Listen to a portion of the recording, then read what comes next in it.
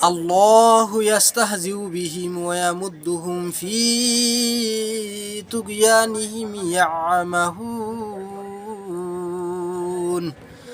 আল্লাহ রব্বুল আলামিন বলেন, কাফেররা মুমিনদের সাথে উপহাস করেন। আল্লাহ তাআলা এই সকল মুনাফিকদের উপহাসের জবাব দিবেন এবং তারা যে উপহাস করে মুমিনদের সাথে, তাদের এই উপহাস আরও বৃদ্ধি করে দিবেন, তাদের পথভ্রষ্টতাকে আরও বাড়িয়ে দিবেন। বাড়িয়ে দিয়ে এর শাস্তি হিসাবে আল্লাহ তাআলা ইস্তাহজিউ শব্দটি ব্যবহার করেছেন। আল্লাহ তাআলা তাদের ওই উপহাসের জবাব হিসাবে রব্বুল আলামিন তাদেরকে বহু গুণের শাস্তি দিবেন। তারা এই শাস্তি উপভোগ করবে।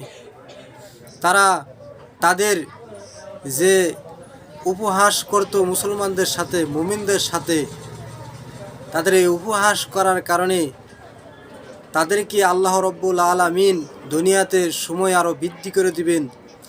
এই সময়ে আরও বেশি বেশি করে তারা গুমরাহের ভিতরে চলতে থাকবে। বেশি বেশি করে গুমরাহ করে, আরও বেশি বেশি করে পাপ কাজ করে তারা যখন কবরে যাবে, তাদের এই উপহাসের ফলাফল রব্বুল আলামিন হাসরের ময়দানে পুঙ্খানুপুঙ্খানুভাবে বুঝিয়ে দিবেন এবং কি জাহান্নামের আগুনের দ্বারা তাদেরকে শাস্তি দিবেন। আল্লাহ তাআলা আমাদেরকে এই সকল মুনাফিক থেকে বাঁচার তৌফিক দান করুন। আমিন।